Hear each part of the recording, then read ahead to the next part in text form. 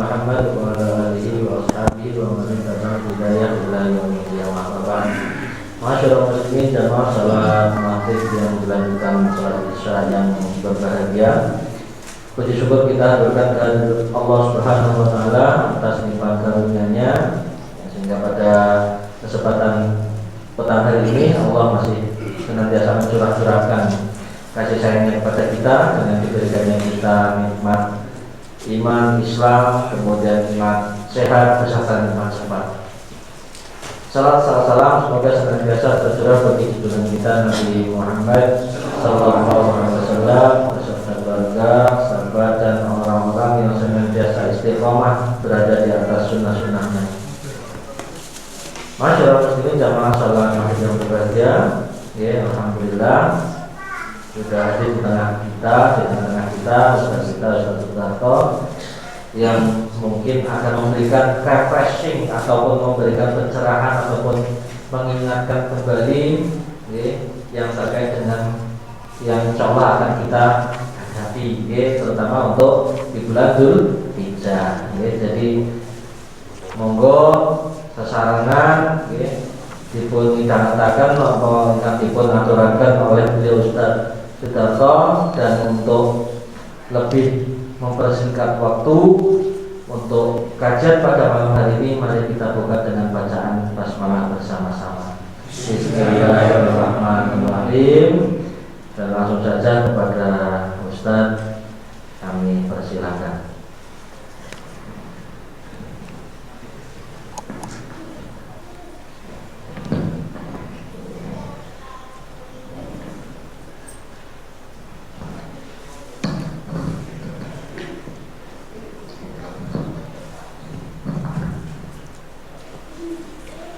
Assalamualaikum warahmatullahi wabarakatuh. Innal hamdalillah wa la ilaha illallah wahdahu la syarika lah. Wassalatu wassalamu ala nabiyyina Muhammad bin Abdillah wa ala alihi wa ashabihi wa man ittaba bi hudahu ila qiyamah wa ba'du. Qala Allah Ta'ala ya ayyuhalladzina amanu taqullaha haqqa tuqatih wa la tamutunna illa wa antum muslimun. Ma'asyiral muslimin wal muslimat, Bapak Ibu yang dirahmati oleh Allah, puji syukur kita kepada Allah yang mana pada malam hari ini kembali Allah mempertemukan kita dalam kondisi sehat wal afiat. Salawat dan salam semoga selalu terlimpahkan kepada Nabi kita Muhammad sallallahu alaihi wasallam.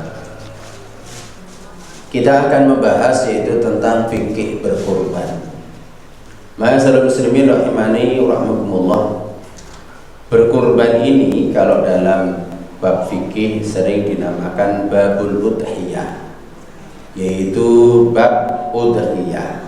Udhiyah itu adalah binatang yang disembelih dalam rangka untuk takarrub kepada Allah Subhanahu wa taala pada 10 Dzulhijjah dan hari-hari tasyrik dengan syarat-syarat khusus.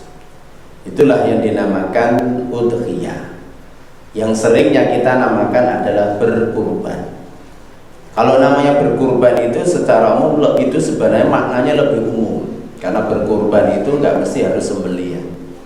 Karena asli dulu kurban itu pada umat-umat sebelum Islam itu berkurbannya macam-macam. Karena kurban itu salah satu ibadah yang sangat bahasanya itu adalah kuno. Kunonya itu adalah apa? Dari mulai putranya Nabi Adam itu sudah ada berkurban. Jadi sudah ada berkurban. Cuma berkurbannya tidak identik dengan penyembelihan. Kita ambil contoh yaitu putra Nabi Adam, Qabil dan Habil. Mereka pernah yang namanya diperintahkan untuk berkurban. Kalau Qabil itu karena seorang petani senangnya bercocok tanam, maka dia mengorbankan dalam rangka takarrub kepada Allah itu hasil pertaniannya. Sedangkan Habil itu adalah senang beternak, maka dia mengorbankan dalam rangka takarrub kepada Allah dengan binatang ternaknya. Nah, itu adalah makna kurban. Jadi kalau kurban itu secara umum maknanya lebih umum. ya. Namun kita bawa ke makna yang khusus karena masyarakat kita sering yang namanya makna kurban itu tiada lain adalah penyembelihan yang disembelih pada hari-hari waktu penyembelihan, yaitu 10 Dzulhijjah, 11, 12 dan 13. Berkurban ini merupakan salah satu ibadah yang sangat disyariatkan oleh Islam, berlandaskan Al-Quran, hadis Nabi dan ijma' para ulama. Allah Subhanahu wa ta'ala kalau di dalam yaitu surat Al-Kautsar telah berfirman, fasholli li rabbika wanhar, maka sholatlah kamu wahai Muhammad ya karena Tuhanmu, wanhar dan menyembelihlah. Jadi perintah menyembelihlah kamu. Nah, sembelihan ini apa? Sembelihan ini adalah berkurban. Ikan itu yang dimaksud. Adapun kalau mengenai dalil hadis, maka Rasulullah SAW itu sebagaimana hadis yang diriwayatkan sahabat Anas, riwayat Bukhari Muslim, dhahan Nabi sallallahu alaihi wasallam bi kabsaini amlahaini akranaini dzabahahuma bi yadihi wa samma wa kabbar wa wada'a rijlahu ala safahiha. Nabi Muhammad pernah berkurban dengan menyembelih 2 domba yang berwarna putih bertanduk yang beliau sembelih dengan tangan beliau sendiri. Beliau ketika menyembelih itu menyebut nama Allah dan bertakbir, dan beliau meletakkan kaki ya. Jadi meletakkan kakinya itu adalah yaitu adalah bagian lambung dari kambingnya tersebut. Jadi diinjek gitu kayak itu. Ya, jadi kayak gitu. Kemudian adapun kalau ijma, para ulama dari zaman dahulu hingga sekarang itu adalah bersepakat ya, terjadi konsensus ulama bahwasanya berkurban itu salah satu ibadah yang disyariatkan. Jadi disyariatkan dan diperintahkan. Adapun mengenai hukumnya ulama berbeda pendapat. Ya, disyariatkan iya, tapi hukumnya apa? Wajib ataukah sunnah? Ya kan begitu. Ulama berbeda pendapat. Pendapat yang pertama mengatakan bahwasanya berkurban itu wajib bagi orang yang mampu. Jadi kalau dia mampu, maka apa? Maka wajib dia berkurban. Landasannya itu hampir sama, ayat Al-Quran, hadis Nabi, ya. Cuma mereka memahaminya bahwasanya apa? Ini maknanya wajib, sedangkan yang lain maknanya dipahami sebagai makna sunnah. Jadi pendapat pertama adalah apa?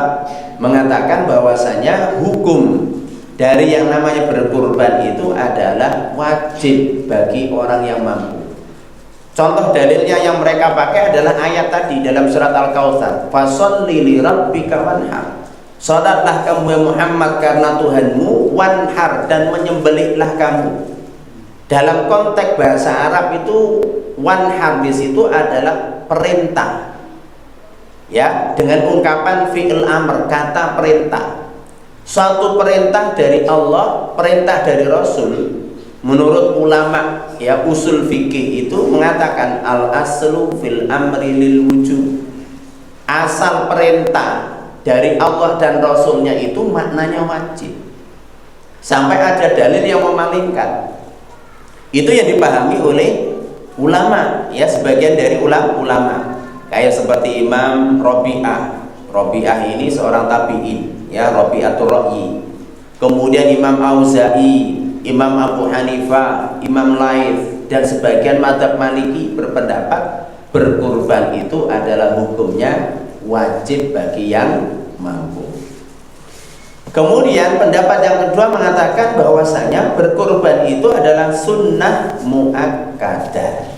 Dan ini hanya diyakini oleh mayoritas para ulama atau jumhur ulama yang mengatakan bahwasanya berkurban itu adalah sunnah muakkadah, disyariatkan tapi hukumnya adalah sunnah muakkadah, suatu sunnah yang sangat ditekankan di dalam Islam ya. Landasannya apa? Landasannya ya hampir sama, ayat Al-Quran tadi dipahami perintah iya, tapi perintahnya itu bukan perintah wajib. tapi adalah perintah sunnah atau mustahab. Dengan bukti apa? Dengan bukti Rasulullah Shallallahu Alaihi Wasallam, beliau semenjak diperintahkan berkurban, beliau tidak tiap tahun berkurban. Para sahabat itu banyak yang kaya, tapi mereka tidak tiap tahun berkurban. Berarti menunjukkan mereka melakukannya demikian itu karena hukumnya bukan suatu kewajiban, ya, yang harus terus dilakukan, tidak. Kenapa? Karena itu semuanya adalah tergantung dari kemampuan, ya kan gitu. Kalau dia mampu, maka disunahkan untuk berkurban karena pahalanya luar biasa, ya begitu.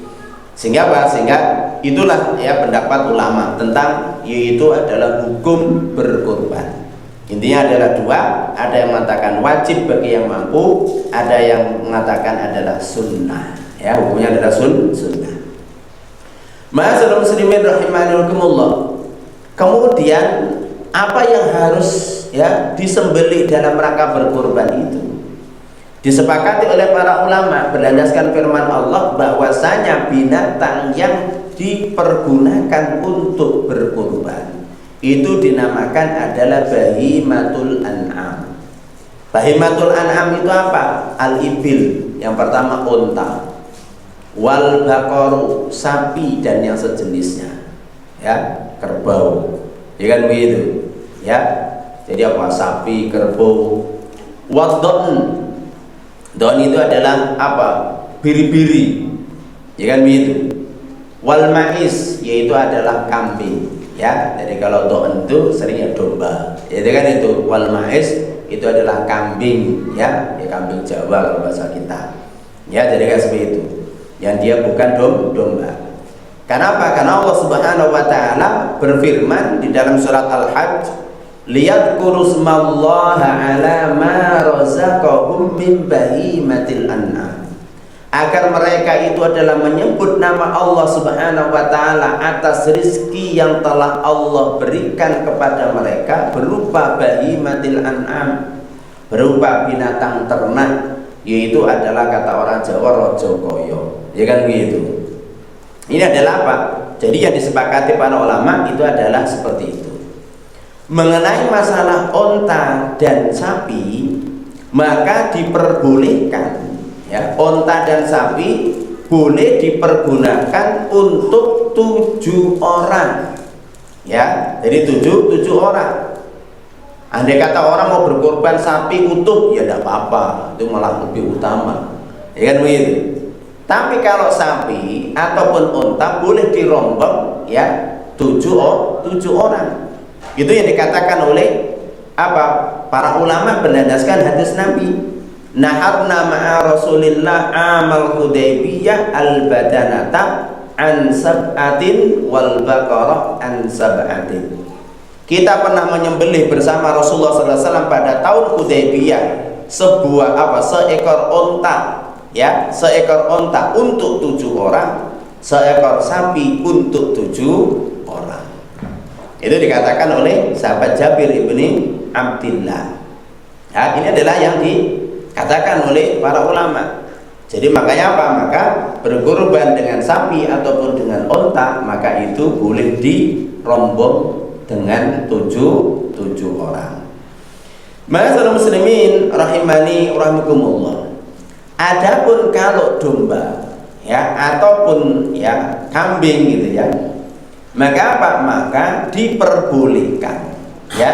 Kalau kambing itu, ya, hanya untuk, ya, orang satu, tapi boleh diniatkan juga dengan keluarganya, ya. Jadi kalau Anda kambing, Anda sembelih, Anda ketika menyembelih itu boleh Anda niatkan untuk Anda dan keluarga Anda, ya.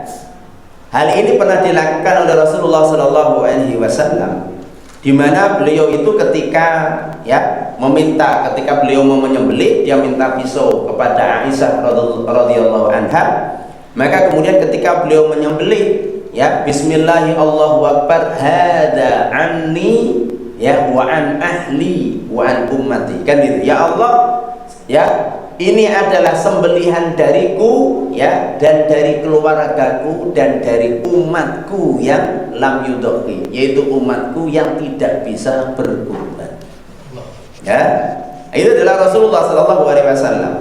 Berarti menunjukkan bahwasanya kalau sekambing hanya satu orang, cuma bisa diniatkan kalau yang menyembelih kepala rumah tangga, maka bisa diniatkan untuk apa juga dengan keluarganya. Itu kalau kambing. Itu kalau kambing. Tapi kalau sapi ya dirombong ya tujuh orang. Satu orang boleh, dan itu lebih utama. Kalau Anda sanggup punya duit sendiri, ya belilah sapi satu ya, kurban. Nah, itu lebih baik.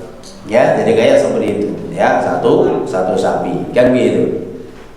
Ma'asyiral muslimin rahimani wa rahimakumullah. Kemudian terkait tentang usia. Terkait usia binatang yang mau dikurbankan, disepakati oleh para ulama bahwasanya usia ya binatang yang mau dikurbankan itu harus ya mencapai usia namanya musinnah. Ya, musinnah. Rasulullah mengatakan di dalam sebuah hadis riwayat Muslim, la tadbahu illa musinnatan. Janganlah kalian menyembelih binatang kurban kecuali sampai usia musinnah. Illa ayaksura alaikum fadadbahu jad'atan minad dhani. Kecuali kalian kesulitan mencari yang usia musinnah, maka diperbolehkan bagi kalian untuk menyembelih ya jad'ah dari domba. Dijelaskan oleh para ulama, yang namanya musinnah kalau dia itu adalah unta, itu berarti adalah usia 5 tahun masuk 6 tahun. Jadi kalau unta ya, jadi kalau unta itu usia 5 tahun masuk ke 6 ya. Kalau sapi ya, jadi apa? Itu adalah apa? Usia 2 tahun masuk 3 tahun. Itu kalau sapi. Dan memang secara praktek itu sapi itu mulai, bahasanya orang Jawa itu mulai berisi daging itu memang usia 2 tahun ke atas ya. Kalau 1 tahun itu kan masih kata orang Jawa pedet ya, jadi kayak gitu ya. Jadi kalau sudah 2 tahun dia itu adalah mulai ya, jadi mulai dia itu adalah apa? Mulai berisi ya, apalagi kalau bejantan ya kan, itu kalau bejantan. Jadi apa? Jadi kalau sapi usia 2 tahun memasuki usia ketiga. Kalau kambing dikatakan musinnah itu adalah usia 1 tahun masuk usia kedua. Jadi apa? Dia sudah usia 1 tahun ya, berarti masuk tahun kedua. Kecuali kalau domba ada pengecualian, yaitu kalau tidak menjumpai musinnah, kalau domba boleh usia 1/2 tahun pun boleh. Itu kalau domba, karena memang ada pengecualian dari Rasulullah SAW. Suatu saat ada seorang sahabat yang dia itu adalah mau menyembelih domba, ya kan itu, tapi dia nggak dapat yang usia 1 tahun ke atas. Maka kemudian dapatnya dia itu adalah jad'ah, yang usia masih di bawah 1 tahun tapi sudah gede, gitu apa? Maka oleh Rasulullah ya sudah ya boleh ya, boleh ya untuk kamu sembelih. Nah, ini adalah mengenai masalah usia ya, ini masalah usia ya. Jadi kalau yang namanya ya usia sapi ya, kalau saya paham karena saya memang dari dulu suka ternak ya. Jadi apa, sekarang saja saya nggak punya ternak, terakhir tahun 2016 karena semuanya tak jual, karena yang rawat sudah nggak bisa kan itu. Jadi kalau saya paham, kenapa? Karena memang saya dari kecil dunia saya adalah dunia ternak, ya kan? Jadi saya paham. Ini usia berapa itu saya sudah bisa memprediksi, ya kayak gitu. Ma'asyiral muslimin rahimani wa rahimakumullah. Kemudian terkait tentang masalah aib ya, yang tidak boleh atau cacatnya binatang yang tidak boleh dipakai berkurban ya. Apa itu? Yang pertama itu adalah ada cacatnya binatang yang dia itu menjadikan kurbannya tidak sah. Jadi kurbannya itu tidak sah. Yang pertama apa? Yang pertama itu adalah al-aura al-bayyin auruha. Binatang yang mau dikorbankan itu jelas-jelas buta matanya, maka itu adalah tidak sah. Jadi tidak sah. Kemudian yang kedua, al-maridah al-bayyin maraduha. Binatang yang mau dikorbankan itu jelas-jelas sedang sakit.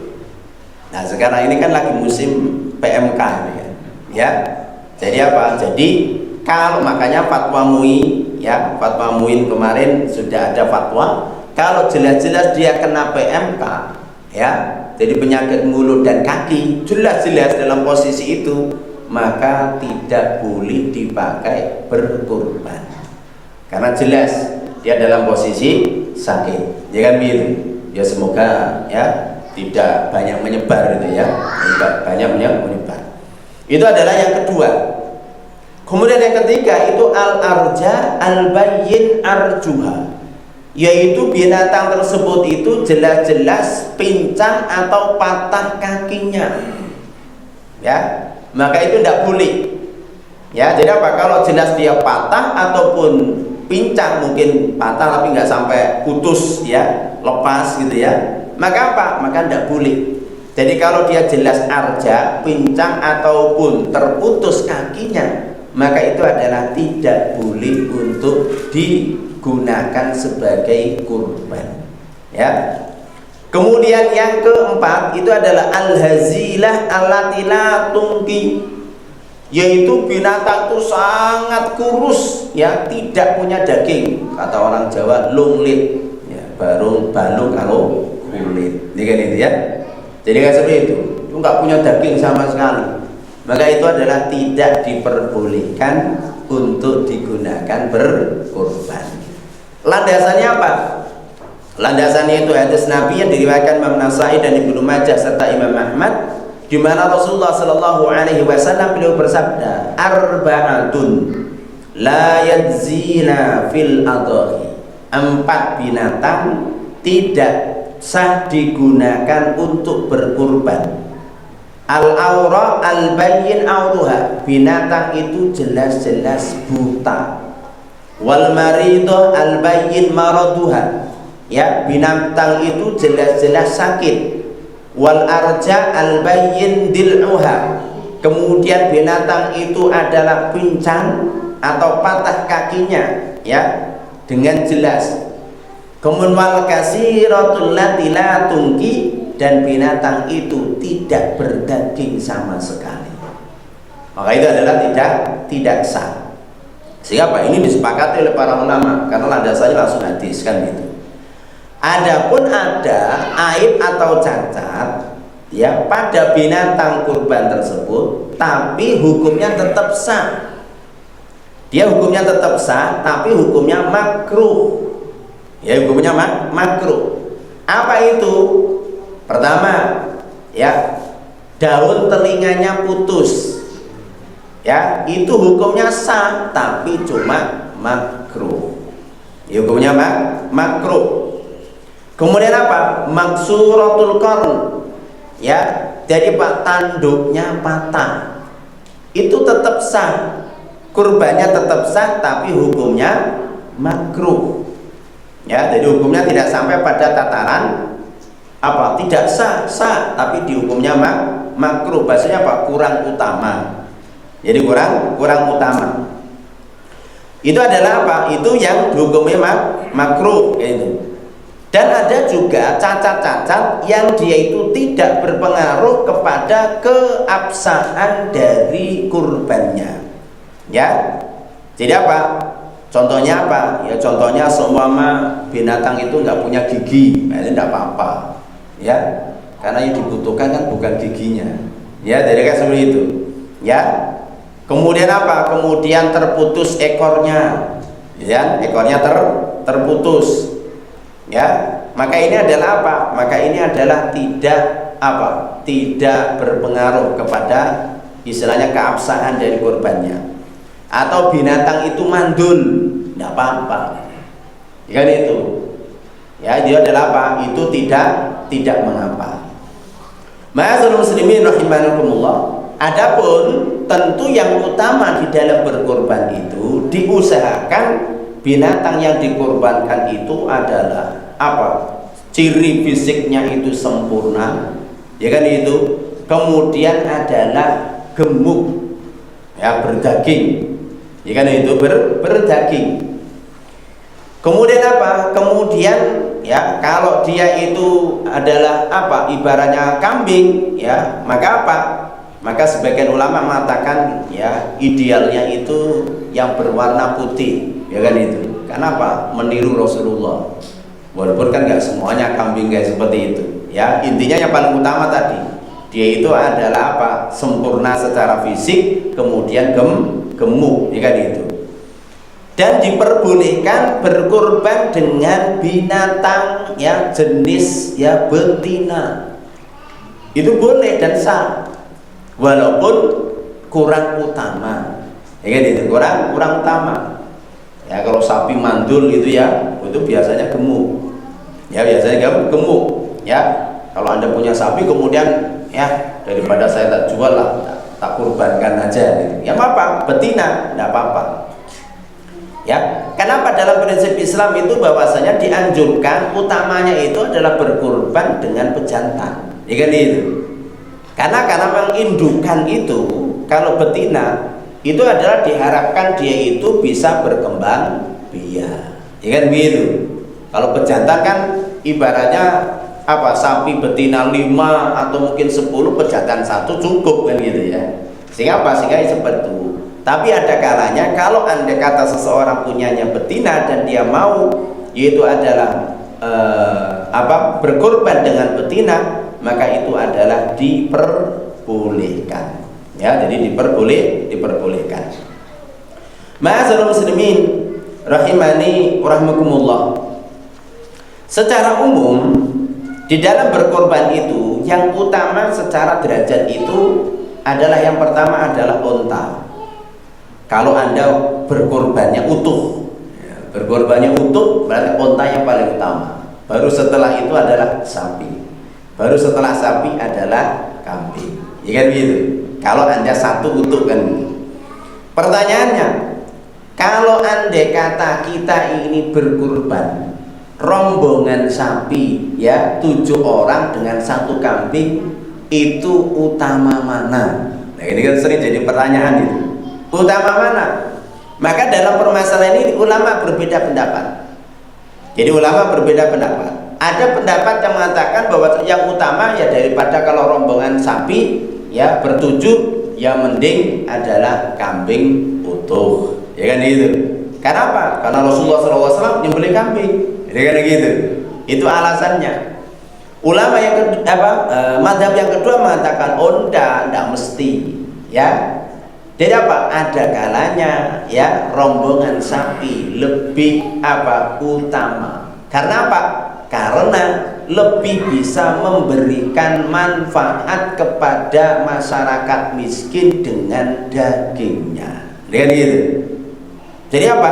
Oh, kayak gitu. Maka ini adalah perbedaan sudut pandang. Ya, perbedaan sudut pandang. Mazhab yang pertama yang mengatakan bahwa kalau sapi rombongan bertujuh dengan 1 kambing itu utama kambing, karena mereka itu melihat sudut pandangnya berkorban itu adalah iraqatud dam, yaitu bertakarrub kepada Allah dengan yaitu menyembelih, ya kan itu. Lah kalau rombongan kan berarti nyembelih kan cuma 1 orang, kan gitu. Dia melihatnya dari sisi itu. Sedangkan kalau mazhab yang kedua melihatnya dari sisi kemanfaatan. Karena memang dalam faktanya itu yang namanya 1 kambing gitu ya, cuma berapa dagingnya? Ya kan begitu. Dagingnya cuma berapa? Ya, sedangkan kalau sapi ya walaupun dirombong 7 orang tetap dagingnya lebih banyak sapi daripada kambing 7. Ya kan itu, daripada kambing 7. Jadi kalau mazhab yang kedua lebih melihat kepada sisi kemanfaatan dari dagingnya. Kenapa? Karena di antara maksud ya berkurban itu adalah memberikan makan kepada fakir miskin. Bukan hanya sekedar menyembelih sebagai bentuk ketaatan, bukan, tapi dia juga dalam rangka untuk memberikan makan kepada fakir miskin, kan begitu. Sehingga apa? Sehingga disinilah ulama kemudian berpendapat berarti yang lebih banyak dagingnya berarti dia yang lebih utama. Lihat gitu. Mengapa? Ya, istilahnya namanya perbedaan pendapat. Ya kan itu. Ya, kalau saya sendiri ya lebih cenderung kepada sisi kemanfaatan. Ya kan itu. Lebih banyak memberi manfaat itu lebih baik, ya kan itu. Karena apa? Kalau kaidah dalam kaidah fikih itu al-amalul muta'addi afdalu minal qasir. Suatu amal yang manfaatnya itu lebih banyak, itu adalah lebih utama dari satu amal yang manfaatnya itu terbatas untuk diri sendiri. Ya, makanya Imam Syafi'i rahimahullah ketika terkait tentang fikih prioritas gitu ya dalam beramal, Imam Syafi'i itu kalau beliau bangun malam tahajudnya nggak lama-lama beliau mengatakan bahwasanya mudakaratul ilmi sa'atan ahabbu ilayya min qiyamil laili. Mudzakarah ilmu, ya, murajaah ilmu 1 jam saja itu lebih aku senangi daripada sholat malam. Padahal sholat malam itu kan utama. Imam Syafi'i melihat dari sisi mananya? Karena kalau ilmu manfaatnya bukan hanya untuk dirinya, tapi beliau bisa menyampaikan manfaat ilmu tersebut kepada orang lebih banyak. Sedangkan keutamaan atau pahala tahajud itu hanya kepada orang yang tahajud saja. Ini kaidah. Jadi kaidah. Maka apa? Ya seperti itulah perbedaan pendapat ulama. Ya, Anda nggak usah heran kalau ada orang cenderungnya aku kambing saja, ya monggo. Lihat itu, yang penting kan ketaatan, ya kan gitu ya, ketaatan. Kita nggak usah memaksakan, kan gitu ya. Yang mau rombongan sapi, ya monggo. Ya kalau dah saya nggak mau rombongan sapi, saya kambing saja, ya monggo. Ya kita fasilitasi, kalau jadi panitia jangan saklek-saklek gitu ya. Ya coba kita fasilitasi semuanya. Jadi kayak seperti itu. Ma'asyiral muslimin rahimani rahimakumullah. Kemudian daging kurban itu ya diperuntukkan untuk siapa? Ya kan itu. Jadi daging kurban itu diperuntukkan untuk siapa? Apakah boleh orang yang berkurban itu memakan daging kurban tersebut? Padahal kan sudah diniatkan untuk berkurban, bertakarub kepada Allah. Ma'asyiral muslimin rahimani rahimakumullah. Dalam permasalahan ini ulama sepakat berdasarkan ayat Al-Qur'an dalam surat Al-Hajj bahwasanya diperbolehkan bagi orang yang berkurban untuk memakan sebagian dari binatang kurban tersebut. Allah berfirman, liyashhadu manafi'a lahum, agar mereka menyaksikan manfaat-manfaat bagi umat manusia, itu dengan ibadah haji. Wa yadhkuru smallahi fi ayyamin ma'lumat, dan agar mereka itu mengingat dan menyebut nama Allah pada hari-hari yang sudah diketahui, ya. Ala ma razaqahum min bahimatil an'am, atas rizki yang telah Allah rizkikan kepada mereka berupa binatang ternak. Fakulu minha, maka makanlah dari binatang-binatang sembelihanmu. Wa at'imul ba'isal fakir, dan berilah makan orang-orang yang sengsara dan orang-orang yang fakir. Berarti dari ayat tadi ada dua, boleh dimakan dan boleh diberikan, kemudian sebagiannya diberikan kepada orang-orang yang membutuhkan dari fakir miskin. Jadi fakir miskin. Kemudian Rasulullah SAW, ya, sebagian ulama juga berpendapat bahwasanya boleh, ya. Jadi kalau dalam mazhab Syafi'i itu daging kurban itu intinya dibagi menjadi 3. Intinya, walaupun tidak mesti harus gitu. Apa yang pertama? Untuk orang yang berkurban. Ya, dia punya jatah. Kemudian yang kedua itu adalah jatah fakir miskin. Jadi jatah fakir miskin. Kemudian yang ketiga itu adalah boleh untuk dijadikan hadiah. Kalau hadiah itu tidak identik fakir miskin. Orang kaya Anda kasih nggak apa-apa, tapi sebagai hadiah. Ya. Kenapa? Kalau dia kan bukan fakir miskin. Kalau orang kaya dikasih, maka itu statusnya adalah hadiah. Dan itu adalah diperbolehkan. Ya, diperbolehkan. Kemudian boleh tidak menyimpan sebagian daging ya, untuk beberapa hari? Maka ini adalah diperbolehkan. Ya, kan nggak mungkin kita dapat daging langsung dihabisin, nggak mungkin ya. Nah, kita simpan, walaupun kita yang menyembelih sendiri, kita yang berkorban. Ya, ternyata kita mungkin dikasih jatah semua itu adalah 5 kilo, kan nggak mungkin langsung kita habisin, ya kan gitu ya. Kalau kambing ya bisa stroke nih orang Indonesia, ya. Kalau orang Indonesia itu kalau makan daging itu kan mulus daging, gitu kan itu. Ya, beda kalau dengan orang Arab. Orang Arab itu makanannya daging, tapi kok jarang kita jumpai orang Arab itu stroke. Kenapa? Karena mereka cara makannya itu beda. Ya, tidak seperti kita. Ya, orang Arab itu kambing guling gitu ya. Kambing guling utuh satu itu paling untuk 5 orang, 7 orang. Ya, habis itu. Ya, jadi kambing guling utuh itu ngirisi kayak gini. Tapi mereka kalau makan daging itu selalu ya, yang namanya lalapannya itu adalah bawang bombay. Jadi lalapannya bawang bombay, jadi iris makan itu bawang bombay itu kayak timun itu kalau jenengan kan gitu. Ya, jadi kayak itu untuk menetralisir. Sehingga mereka makan ya 3 kilo, 4 kilo nggak apa-apa. Ya, itu sekali mereka makan itu kayak begitu. Dan jenengan kakean kambing juga stroke gitu kan ya. Ya. Kalau udah sepuh mau beli tengkleng aja, istrinya bilang, "Pak, aja beli tengkleng, kok tengklengan." Kan gitu ya. Jadi kayak seperti itu. Ya, jadi Jadi kayak seperti itu. Nah, jadi cara makannya itu yang beda, ya. Jadi kalau kita ini kan kalau mumpung ada daging sudah habis terus gitu kan gitu. Ya, itu yang jadi masalah. Ya, itu yang jadi masalah. Jadi nggak ada yang lain. Sehingga itu adalah yang kata Rasulullah SAW, kulu wa atimu wattaqiru, makanlah ya. Kemudian wa'atimu, berikan ya untuk fakir miskin ya sebagai makanan bagi mereka, wattaqiru ya, dan boleh kamu sebagian menyimpan ya, boleh kamu sebagiannya kamu simpan, itu diperbolehkan ya. Dan dalam mazhab Syafi'i boleh kita hadiahkan ya, boleh kita hadiahkan. Ma'asyiral muslimin rahimani wa rahimakumullah.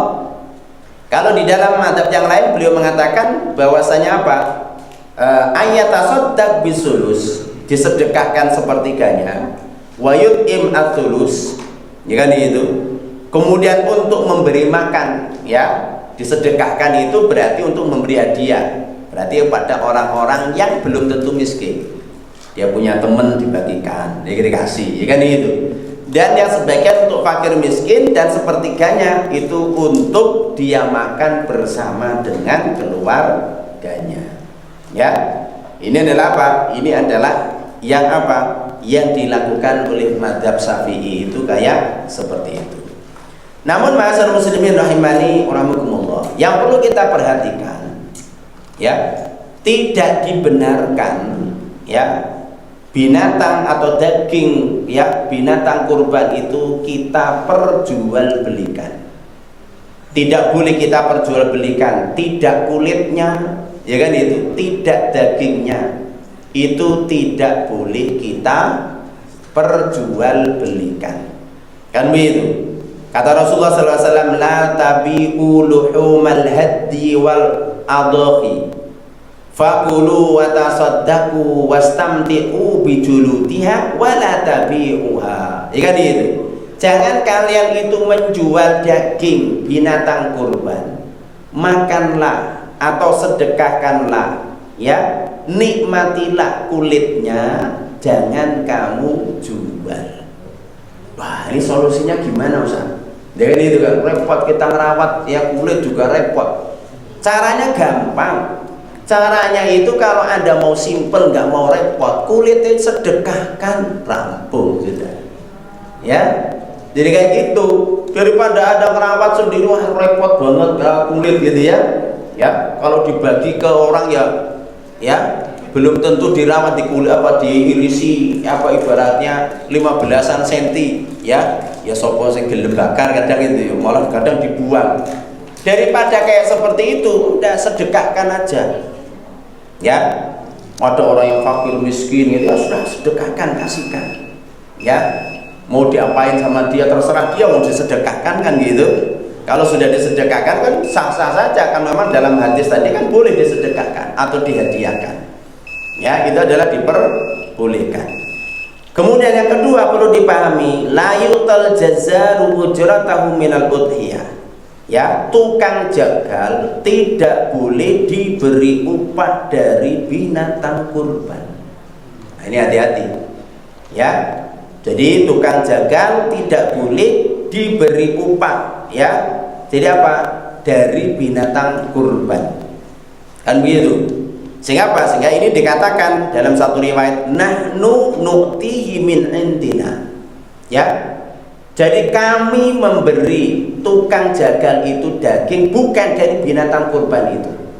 Ya, tapi adalah dari kami sendiri, yaitu dari orang yang berkurban. Makanya baiknya panitia itu kalau kayak seperti itu ada uang operasional, memang itu adalah dia diupahi duit, ya kan itu. Yang itu tidak terkait dengan binatang kurban tersebut, yaitu murni taruhlah sapi harga 3.400.000 semua, biaya operasionalnya apa? Cuma 150. Ya, dari 7 orang itu ya, mungkin untuk beli kresek, untuk ibaratnya ini tukang jagalnya, maka apa? 700 ya, 150 kali 7 itulah yang digunakan untuk upah tukang jagalnya. Ya, kayak itu. Lah, terkadang masyarakat itu ikut nguliti, dengan itu kan? Ikut menguliti, ikut kerja panitia. Ya, apakah boleh kita kasih upah dari itu? Jangan dinamakan upah. Kalau Anda namakan upah, itu tidak boleh, karena ini sudah binatang dikurbankan tujuannya untuk Allah. Ya, tidak boleh digunakan untuk kayak seperti jual beli, upah mengupahi. Enggak. Kamu tadi bantu ini, tak upahi ini, kikin, tak boleh. Ya kan itu. Caranya gimana? Akadnya itu akad tak hadiahi. Ya kan itu kan? Ini apa? Ini tak hadiahkan kamu. Jangan diakadkan apa? Upah. Ya. Kalau hadiah boleh, sedekah boleh. Ya, jadi kayak seperti itu. Tapi kalau diakadkan dengan hadiah, maka itu adalah apa? Diakadkan sebagai upah, maka itu tidak boleh. Ya, tidak boleh. Nah, kenapa? Karena ini harus kita waspadai, karena banyak di antara kita ini yang istilahnya adalah salah kaprah. Ya kan itu. Karena sebagian masyarakat kalau kepanitiaannya tertib itu insya Allah gampang lah gitu ya. Karena apa? Karena kayak contoh kayak ini, sebagian di masyarakat kita ini panitia kemudian masak dari daging kurban itu. Ya, ingat-ingat ketika Anda masak itu jangan pernah itu diniatkan untuk upah bagi panitia. Ya, tidak boleh. Tapi adalah apa? Ini memang jatah untuk makan. Ya kan itu jatah untuk makan. Karena tadi dalam hadis boleh kan untuk dimakan? Boleh. Dan orang yang berkurban pun sudah tahu, ya kan itu, dia ridho. Karena orang sahibul kurbannya jadi kasih, taruhlah kalau sapi, yang kurban sapi kasih semua 5 kilo, bungkusannya tuh kasih 10 semua. Kan itu sudah haknya dia. Selebihnya sudah diserahkan panitia untuk dikelola dengan amanah. Ya kan begitu. Maka jangan sampai ketika makan itu diniatkan atau diambil itu jatah upaya panitia keimanan. Ya itu kan kasih makan, jangan. Ya itu memang untuk makan. Ya, kalau untuk makan maka hukumnya boleh. Tapi kalau diniatkan untuk ibaratnya apa? Sebagai upah, maka itu haram. Ya, jadi tidak boleh. ya, dagingnya sama, tapi akadnya yang membedakan, ya kan? Oh, di sini pentingnya, maka kalau kita harus memahami akad, dia memahami akad. Kalau enggak maka keliru. Ya, jadi hukumnya bisa bertolak belakang, yang satu boleh, yang satu bisa haram, kan gitu. Ya, padahal sama-sama ngasih, ya kan? Ngasih ini status ngasih apa kan gitu. Ya, jadi kayak gitu. Maka apa? Maka ini harus dipahami. Jadi harus dipahami. Kemudian ma'asyiral muslimin, kita rampungkan, yaitu adalah apa? Al-udhiyah afdal minatasadduq bisamaniha. Pada waktu musim yang namanya kurban, berkurban itu lebih utama daripada sedekah senilai binatang kurban tersebut. Ya, karena dalam kaidah afdoliyah dalam masalah amal itu, amal apakah yang paling utama? Itu sebenarnya tidak ada kaidah baku. Secara umum kaidahnya begini. Pada waktu itu, pada kondisi apakah dan waktu Anda melakukan itu disyariatkan apa? Waktunya ibaratnya zikir ba'da sholat. Ba'da sholat itu yang paling utama zikir atau doa? Zikir. Kenapa? Karena waktu itu diperintahkan di zikir. Jadi begitu. Kalau waktu sholat wajib, yang apa? Qomat sholat wajib sudah dikumandangkan. Yang utama sholat sunnah atau ikut sholat wajib? Sholat wajib. Karena waktu itu perintah apa yang ada pada Anda? Ya, jadi kan seperti itu. Nah, ketika ada kurban, Anda punya kelebihan harta, maka apa? Maka yang utama ya berkurban daripada bersedekah dengan nilai duit tadi.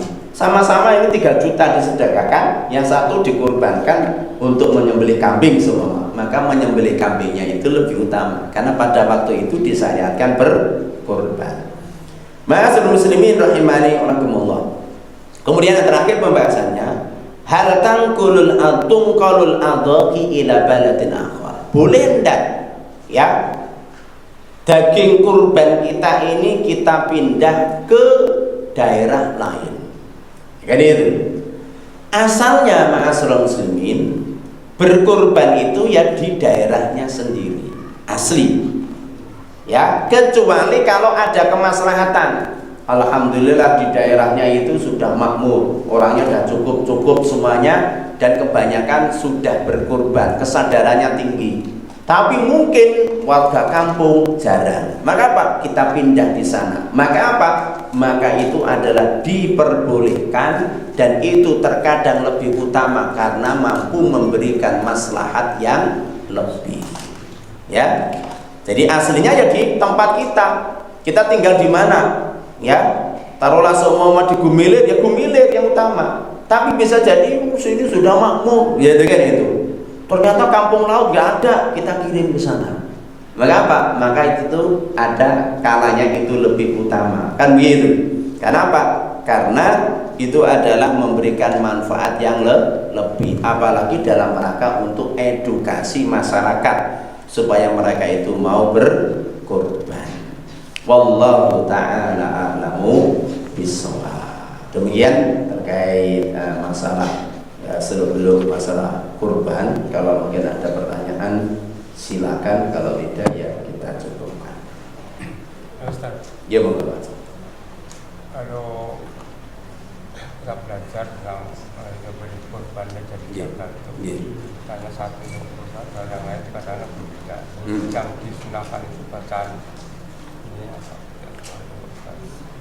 Jadi begini, intinya kalau kita menyembelih itu ya membaca bismillah, kemudian bertakbir ya. Kemudian kalau kita nyembelih sendiri ya kita apa? Tinggal menyebutkan ini bismillah, Allahu akbar, hadza anni.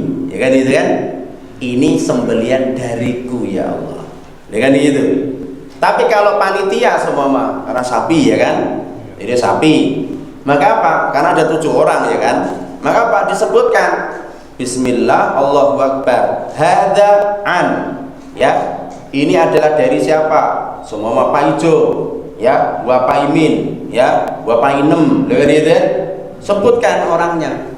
Ya, ketika mau nyembelih itu kayak seperti itu. Kalau enggak ya langsung diniatkan memang untuk bertuju, ya ini orangnya, kan itu diniatkan, ya.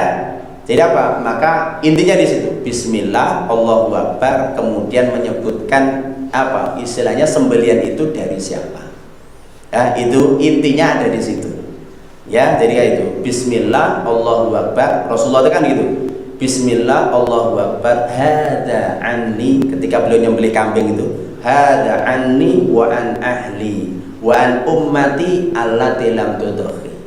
Ya Allah, Bismillah dengan menyebut nama Allah, Allahu Akbar, ini adalah sembelihan dariku, ya, dan dari keluargaku serta umatku yang tidak sanggup berkorban. Nah, itu adalah Rasulullah Sallallahu Alaihi Wasallam. Wallahu ta'ala alam bisawab. Iya, Bang. Terkait yang pertama itu untuk korban, ya tadi kambing boleh disebutkan dengan keluarganya. Nah, pada saat ketika kita menyembelih, apakah seyogianya disebutkan itu, umpamanya sapi itu umpamanya disebutkan wa ahli, item wa ahli, itu seperti itu atau bagaimana? Kalau untuk sapi rombongan tidak. Jadi tidak. Jadi kalau sapi berarti adalah langsung adalah orangnya siapa. Ya, jadi apa 7 orang itu saja. Ya, beda kalau dengan kambing. Ya, beda dengan kalau kambing. Kalau kambing dia dan keluarganya boleh. Ya kan gitu. Tapi kalau itu adalah 7 rombongan sapi, maka hanya 7 orang tersebut. Jadi hanya 7 orang tersebut. Itu yang diajarkan oleh Rasulullah Sallallahu Alaihi Wasallam. Saya pertanyaan punya, misal saya itu jual kambing, tapi saya itu ngasih 2 pilihan, kambing kurbannya, ngasih 2 pilihan. Ada yang ibarat orang beli kambingnya aja, dia mau memotong di luar, terus juga saya kasih pilihan juga, si pembeli ini dia pengen terima matang, ini terima matang, maksudnya terima bersih, tinggal dibagi-bagi aja, jadi udah di kilo juga, dari plastikin. Dengan misal harga kambing 3,5, tapi kalau misal si pembeli itu minta bersih, udah rapi, tinggal dirapiin aja, itu kita kasih barang tambahan 100.000. Itu bagaimana punya. Terus pada saat penyembelihan, si pembeli ini juga menyaksikan saat penyembelihannya, terus kayak misal kepalanya dan sisa-sisanya dibawakan. Begini, terkait tentang akad, kalau Anda menjual kambing, bahwasanya ini kalau seumpama kita jual kambingnya utuh kayak seperti ini, monggo Anda bawa pulang 3.500.000 gitu ya. Tapi kalau Anda mau ibaratnya kita yang ibaratnya mengurusi, maka ada biaya 150.000 seumpama, ya. Maka apa? Maka itu murni upah. Jadi adalah murni upah, maka itu sah, boleh. Karena harga kambingnya kan asli tetap 3.500.000, ya kan itu. 150-nya itu upah. Dari mulai kuliti, dari mulai neteli gitu ya, sampai jadi bungkusan, ya kan itu. Maka apa? Maka itu boleh. Itu adalah boleh. Tapi yang penting adalah akadnya jelas. Ini adalah sebagai upah. Berarti dia juga menawarkan jasa, ya kan itu. Tidak diambilkan dari kurbannya, kan gitu. Murni ini adalah biaya tersendiri, ya. Sehingga apa? Sehingga itu akadnya adalah akad, masuk kategori adalah ijarah, ya, masuk akadnya ijarah. Yang satu jual beli, yang ini itu adalah akad ijarah. Maka itu adalah boleh, ya. Jadi boleh. Wallahu ta'ala alamu bissawab. Iya, monggo. Iya, monggo. Iya, monggo Bu. Misalnya gini loh, Ustaz. Misalnya kan biar masak dagingnya kasih, jadinya kita dipinjemin dulu daging sama kapuling gitu ya, sama bakul. Nah terus nanti sehabis kita sembelih ya, aku dan kita masak habis dari kurban, terus gantinya itu misalnya perjanjiannya sama diganti kulit berapa, misalnya kulit 5, terus kita ngasih daging berapa, kayak gitu boleh nggak kan? Itu tidak boleh Bu. Ya, itu jadikan upah, ya, dan dijadikan transaksi jual beli, maka itu tidak boleh. Kalau memang kita mau bagus, ya tadi masing-masing kalau biaya tadi, taruhlah bahwa biaya ini biar masaknya lebih gasik, ya memang di antara dana operasional itu sudah diperuntukkan untuk beli daging dulu, ya kan? Beli daging dulu itu lebih aman. Belikan daging dulu sehingga dimasak dulu, murni tidak otak-atik masalah binatang kurban. Ya siapa? Sehingga biaya operasional diambilkan dari biaya operasional. Taruhlah semua biaya operasional tambah 200.000 kalau sapi. Nanti tukang jagalnya berapa? 1 sapi, ya kan gitu. Upahnya di situ. Sisanya adalah memang untuk tadi beli kresek dan beli daging untuk panitia, dan itu lebih aman. Ya. Jadi lebih aman. Ya. Tapi kalau nanti setelah dibelikan nanti diganti dengan nanti saya minta ganti kulit ya, itu berarti jual beli. Ya. Namanya jual beli itu kan nggak mesti pakai duit, ada kalanya barter. Itu namanya juga jual beli. Ya, jadi nggak boleh. Ya, wallahu taala alam. Gimana? Terkait dengan ini, Pak, masak-masak ini, yang masih ada rasa gitu.